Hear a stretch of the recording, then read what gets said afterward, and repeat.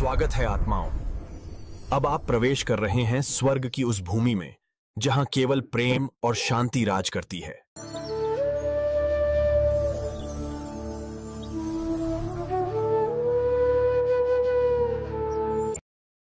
सुप्रभात महाराज। हम आपकी सेवा में जल लेकर आए हैं। सुप्रभात कांता, आपका बहुत शुक्रिया। महाराज, महारानी जी आपका इंतजार कर रही हैं उपवन जाने के लिए।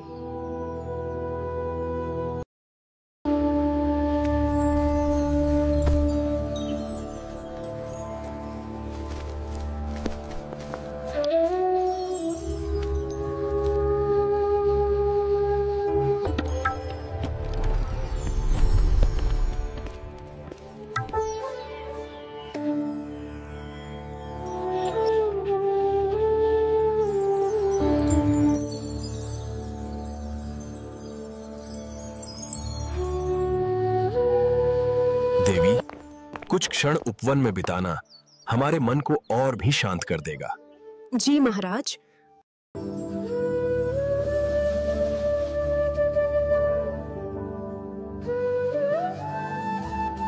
कि देखो, महाराज और महारानी के उपवन से आने तक ये दिव्य दूध तैयार हो जाएगा। यह दिव्य दूध बिल्कुल परिपूर्ण है। हाँ, और इसमें केसर और इलायची डालने से यह स्वर्गिक हो जाएगा।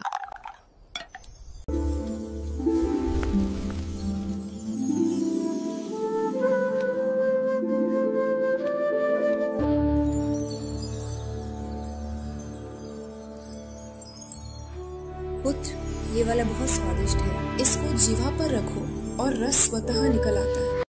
हम भोजन के बाद बच्चों को विद्यालय छोड़कर भारत भ्रमण पर जाएंगे। जी देव। आपकी यात्रा अत्यंत शुभ और मंगलमय हो।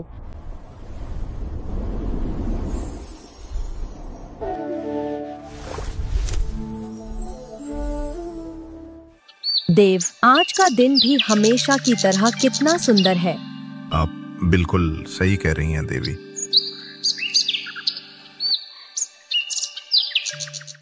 वाह देव, देखिए नीचे कितना सुंदर नजारा है।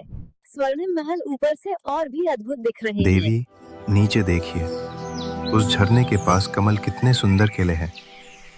और देखिए, वह वृक्ष कितना मनोहारी है और उसकी शाखा पर बैठा मोर जैसे प्रकृति स्वयं स्वागत कर रही हो। देवी, अब हम महल की तरफ चलते हैं। बच्चे भी विद्यालय से आते ही होंगे।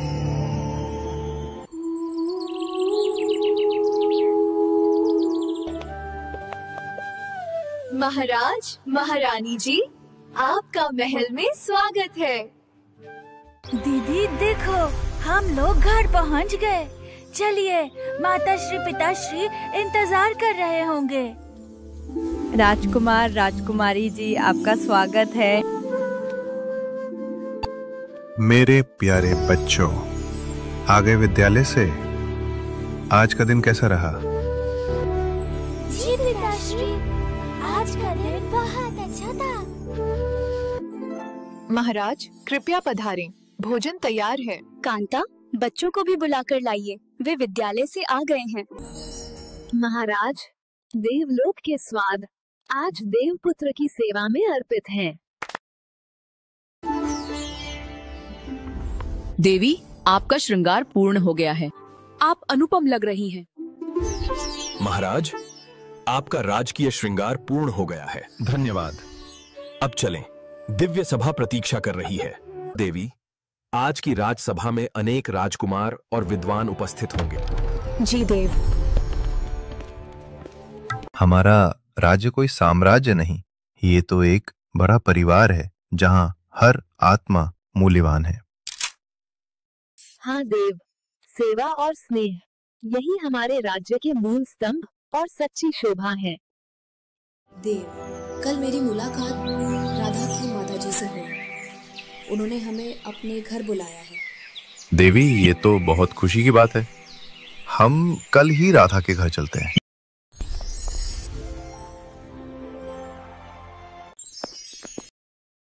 प्रिय मित्र देवी, आप सभी का महल में स्वागत है।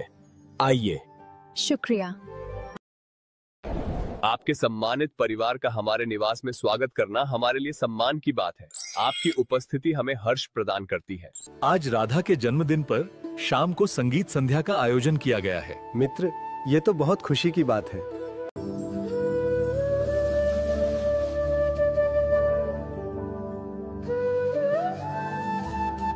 ये स्वर्ग का उत्सव है जहां हर हृदय प्रेम और प्रकाश से जगमगाता है।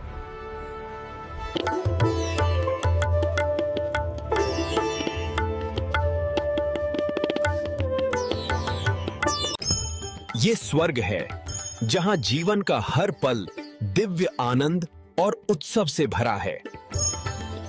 यहाँ हर रंग जीवन का उत्सव मनाता है। हर चमक खुशी बिखेरती है। प्रिय मित्र, आज की संगीत संध्या वास्तव में अविस्मरणीय रही। आपका सानिध्य ही इस आयोजन की शोभा था।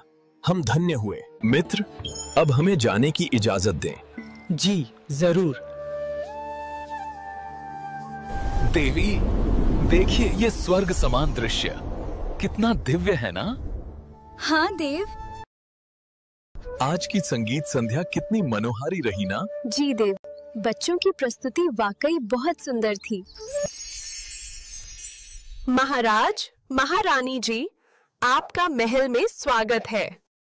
सखी, हर दीप से जैसे स्वर्ग का प्रकाश झलक रहा है। हाँ, ये रात्रि तो जैसे स्वयं दीपों की वाणी गा रही हो। देवी, देखिए, पूर्णिमा की ये रात भी जैसे आत्मा के प्रकाश को दर्शा रही हो। जी देव, आप बिल्कुल सही कह रहे हैं। देवी, चलिए, अब विश्राम का समय हो गया है। चलिए देव।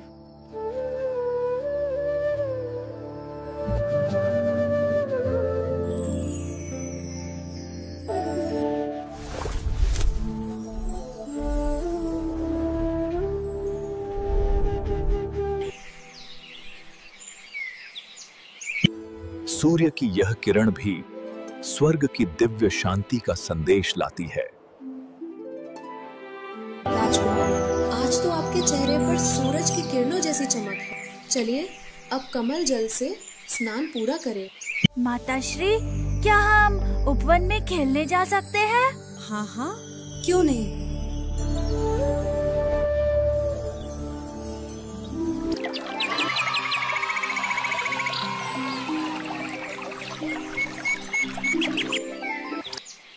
राजकुमार, राजकुमारी जी, विद्यालय का समय हो गया है। भैया, हमारा विद्यालय आ गया। वो देखो। हाँ दीदी, बहुत मजा आएगा ना?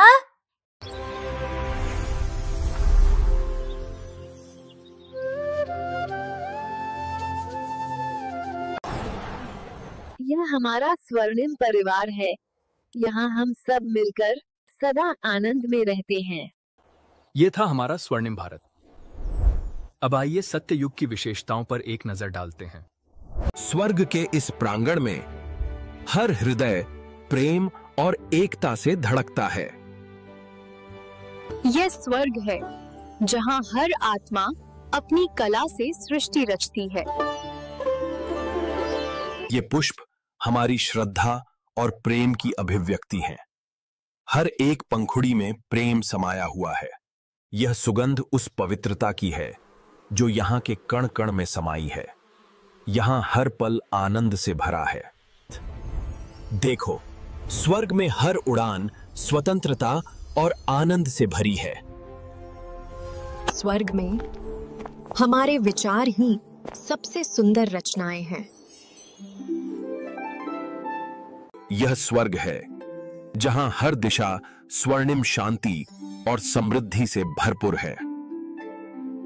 यह मधुर कलरव हमें याद दिलाता है कि जीवन कितना सुंदर और सहज है। हमारी प्रजा सुख शांति में रहती है क्योंकि हर आत्मा अपने दिव्य गुणों में स्थित है।